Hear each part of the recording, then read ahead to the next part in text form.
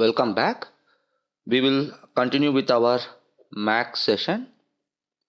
We were seeing about calculus.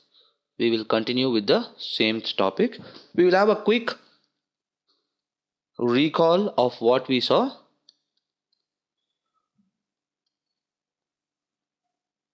So far. So first thing we saw was function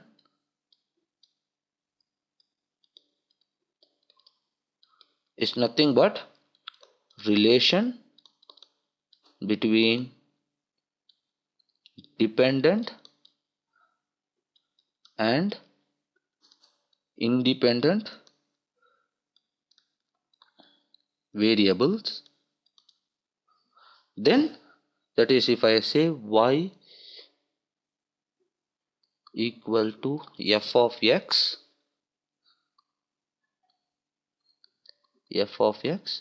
y is the dependent variable, x is the independent variable. Second thing we saw was the condition for continuity. We saw two special cases and we analyzed and we established the fact that limit x tends to a minus f of x should be equal to limit x tends to a plus f of x, and this should be equal to f of a. If these conditions are satisfied, then we say f of x is continuous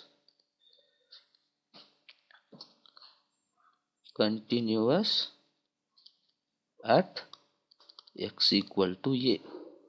This is a very important condition, and if this continuity condition is satisfied, then only I can define limit x tends to a, else I cannot define the limit x tends to a itself. Okay, this is what we saw, and from this we extended the idea to differentiation.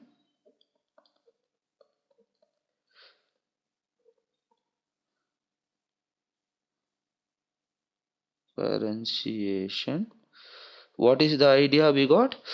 We got this as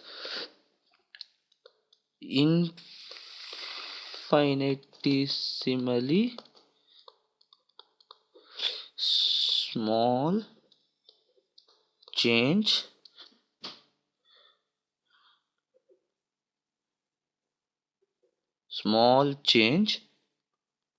in f of x with respect to x.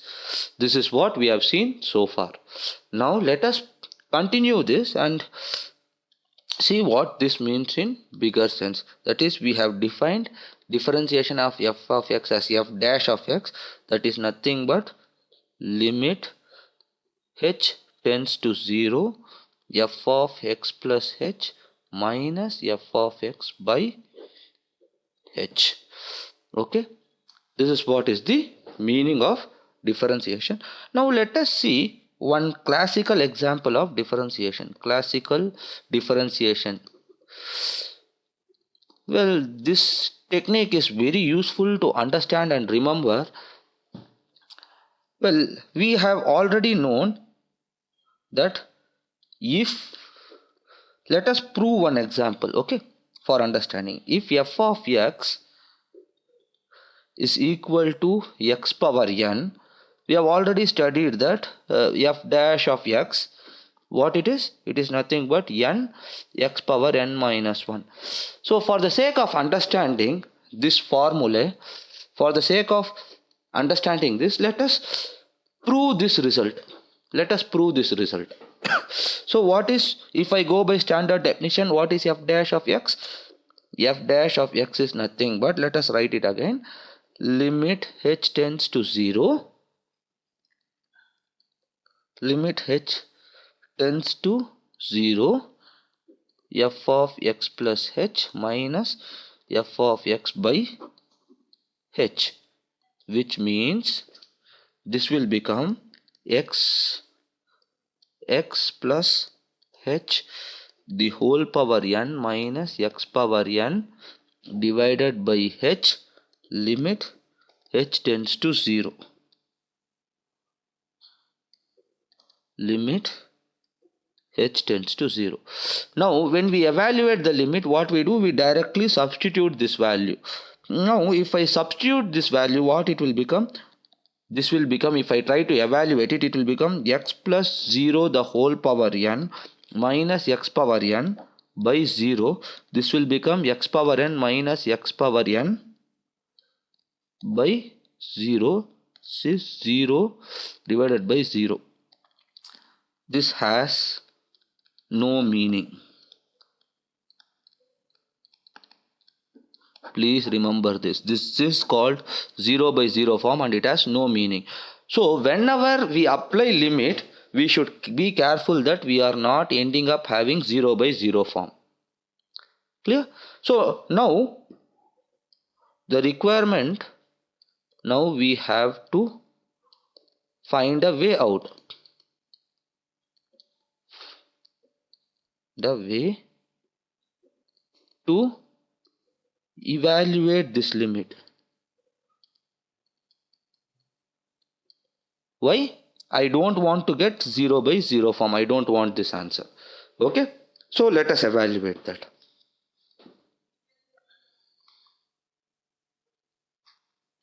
So let us evaluate what is f dash of x. What is our f of x? F of x is x power n. So f dash of x was limit limit h tends to 0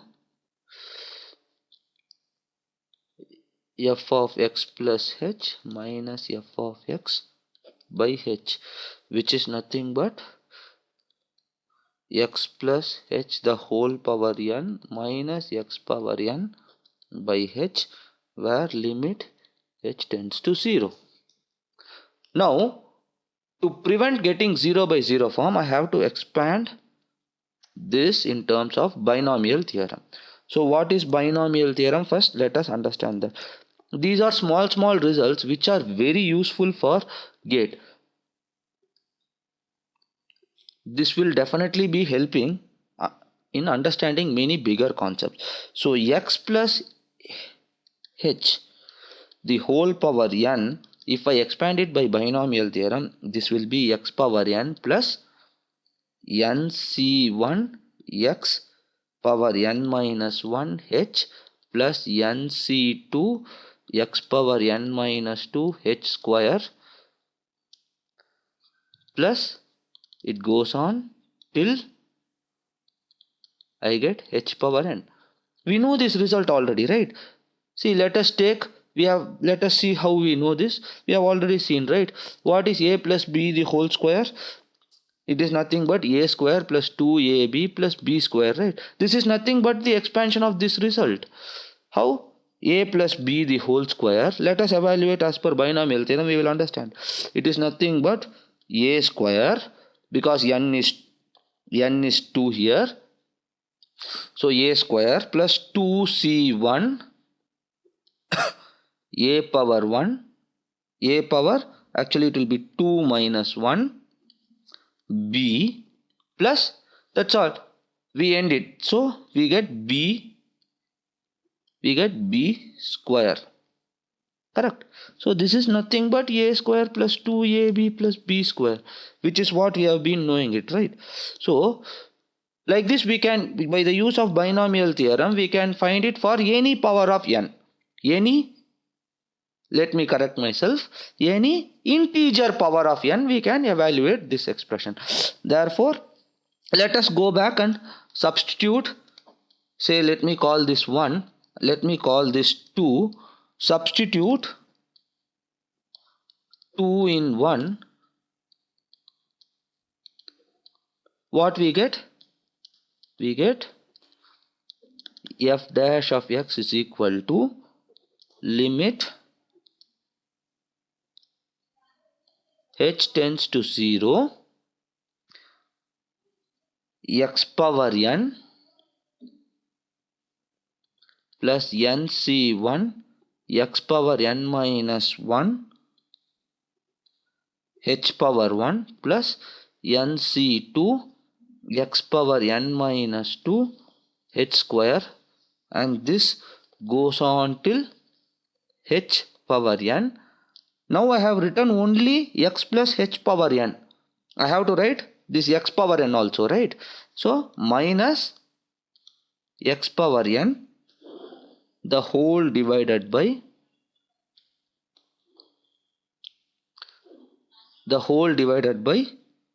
h. So this x power n and this x power n gets cancelled. The remaining terms, I notice that every term has h. All the existing terms have at least one h that can be grouped and brought outside. Why I am trying to group that h and bring outside? Because that h is the culprit which is taking the value 0. So that is the culprit. So somehow I have to, if I remove this, I can evaluate the answer. Correct? So if I remove all the h, if I remove one h from the numerator, I will get nc1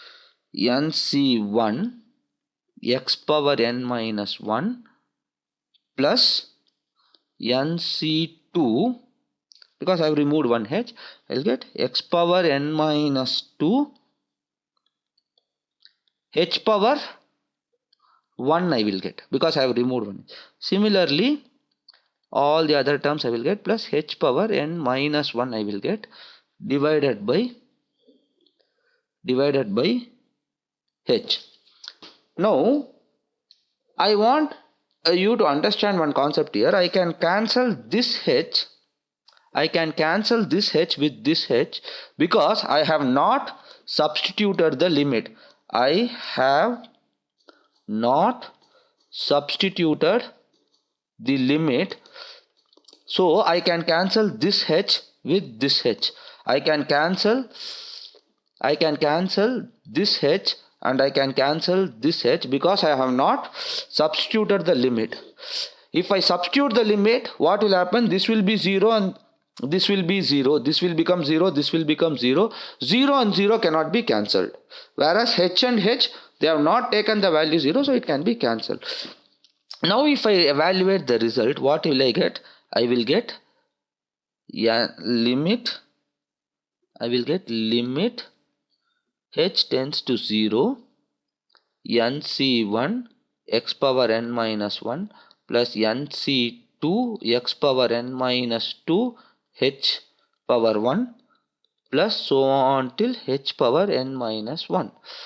Now if I apply this limit, except this term, every term contains h. So every term will cumulatively become 0. And I will be left with the answer nc1 x power n minus 1, which is nothing but n x power n minus 1. This is how we get the derivative of x power n as n x power n minus 1. This is a very good point to understand. Like this, we can you can find the derivative of many functions using this. Okay. So having understood that, we have proved that f dash of x is equal to n x power n minus 1 if f of x is equal to x power n. This is what we have proved. Okay. Fine. Now let us go ahead and see some important concepts. First thing we will see is what do we mean by existence of a derivative? This is one important question we have to answer. What is the question I am asking? That is, if there exists some function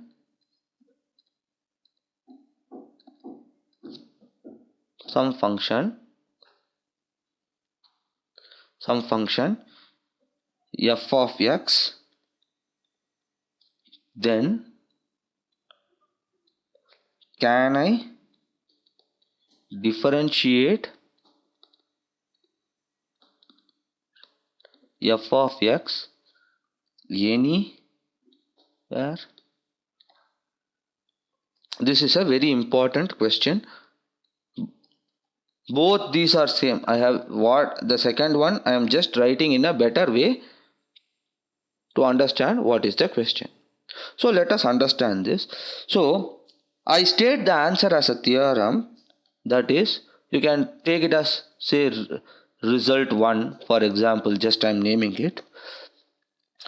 All differentiable functions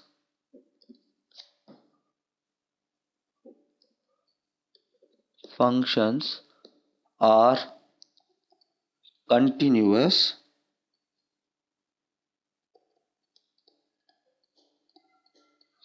but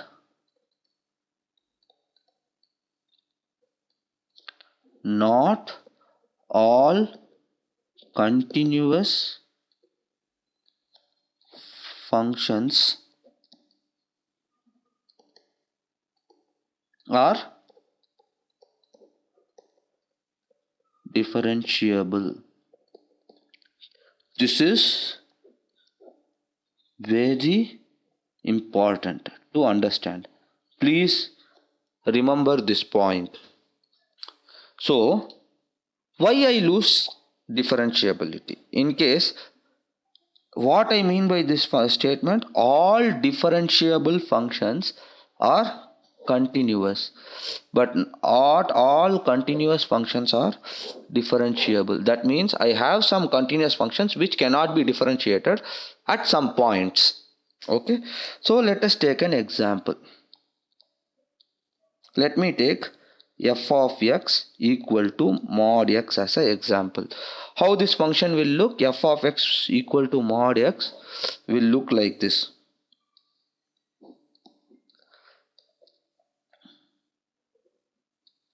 It will look like this.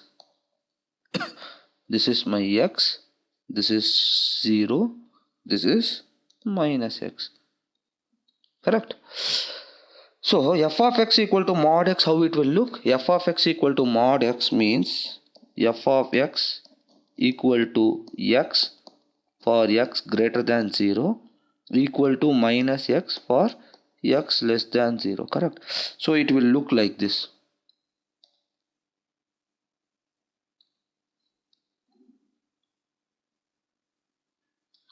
It will look like this. This is function f of x equal to mod x. Please notice that at this point there is a sharp change. So when I differentiate, what will happen? When I differentiate, what will happen?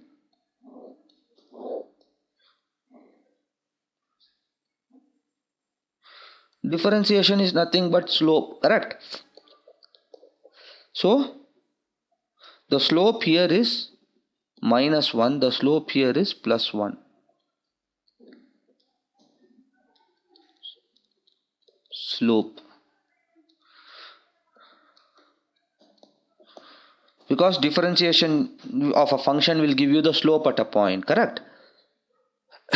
So if I differentiate, I will get like this. So this is plus 1, this is minus 1, this is f dash of x. Now what is this? Is the way graph of f dash of x. Meaning of f dash of x is what? F dash of x. What is f dash of x? F dash of x is a limit. What limit? H tends to 0. Correct? X plus f of x plus h minus f of x by h. Correct? This is what.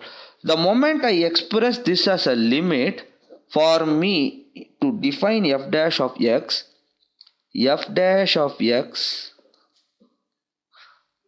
f dash of x can be defined only when limit exists. And when limit will exist? When continuity is there. When continuity exists. And what is the existence for continuity? Value should converge. Now observe at 0, if I travel in this direction, I hit this point. If I travel in this direction, I hit this point. So f of x equal to mod x is not differentiable. Is not differentiable at x equal to 0. But observe f of x. Observe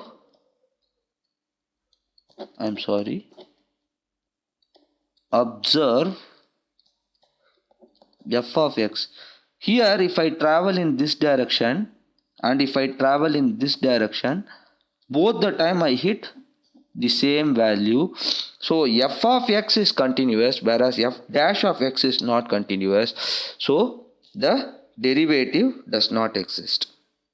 Hence we prove our result 1.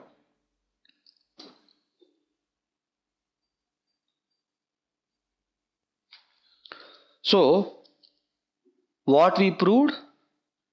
All differentiable functions are continuous. But vice versa, this is true, but this need not be true always. Please remember.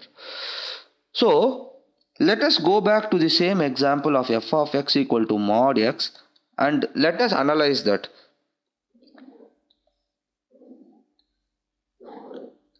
Our f of x equal to mod x was looking like this. This is f of x equal to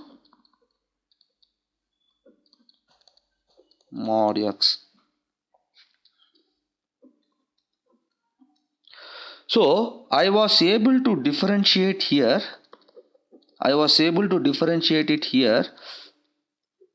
But at this point no derivative exists.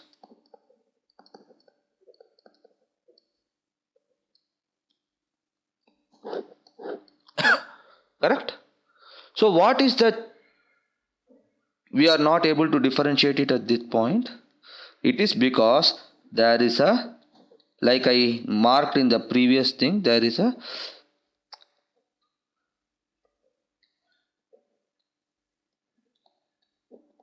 sharp change in f of x. So what is the conclusion?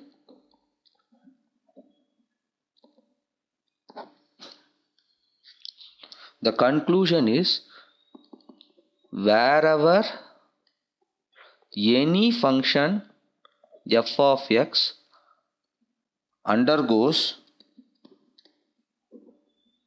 a sharp change or sudden change,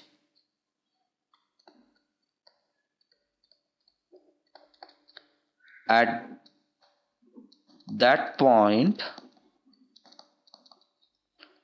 derivative will not exist. See, for example, let us take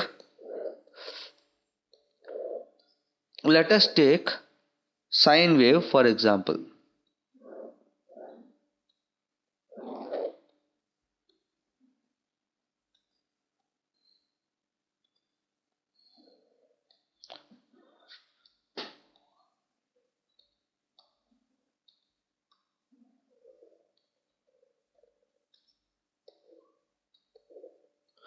See here, everywhere there are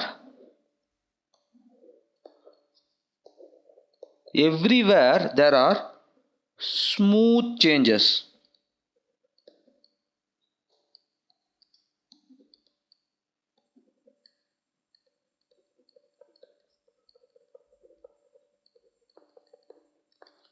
That is, in other words, if I have to say, no sharp changes. Correct? So, everywhere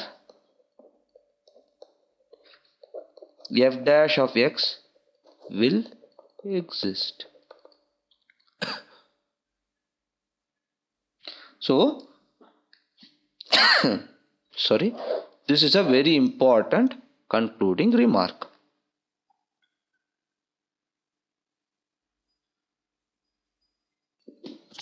So, we saw that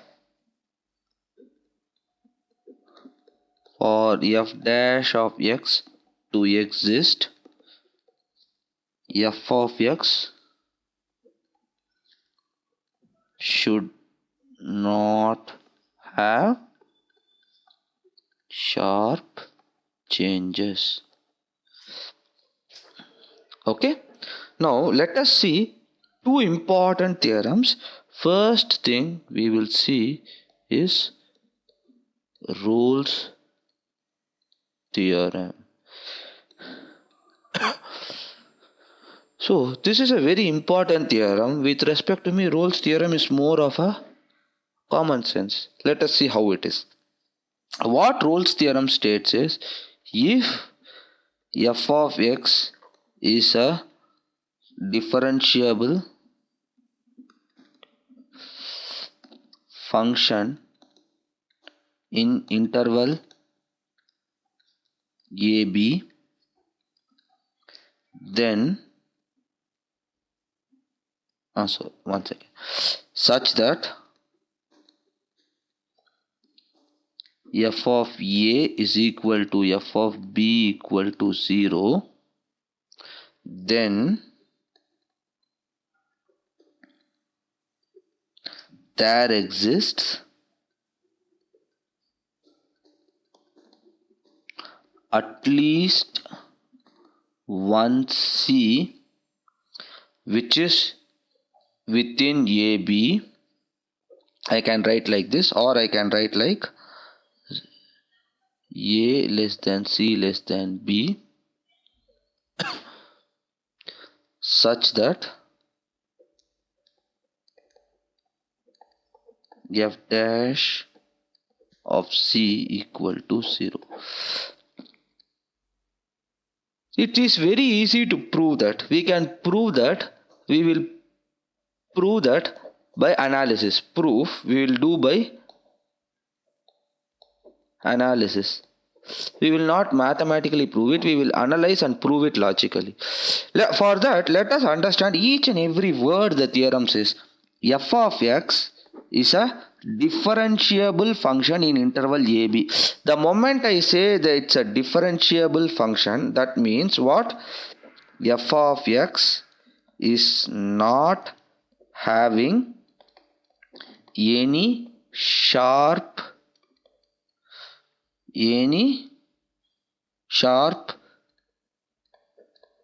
changes in AB. Correct? Because it is differentiable. That means, and also what is told? F of A equal to 0 and f of b is 0. Which means the function f of x will look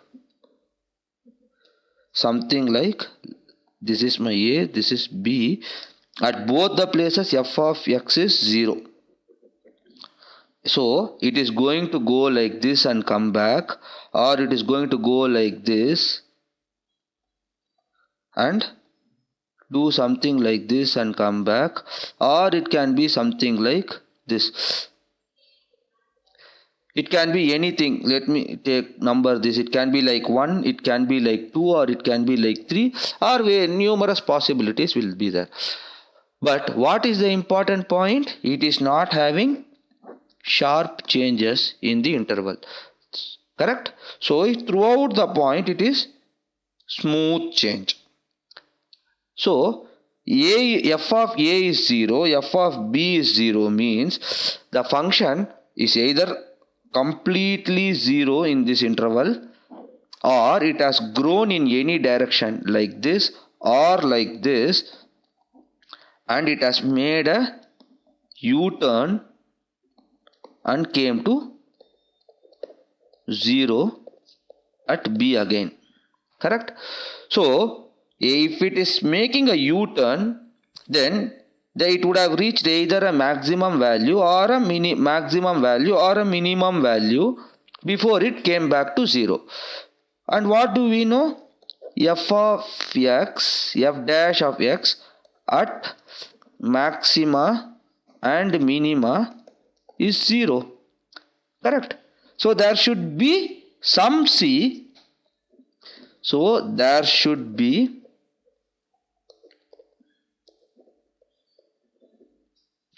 some c which is either maxima or minima. Correct? It's a logical argument. Correct? So both at maxima and minima we have f dash of x equal to 0. Hence proved.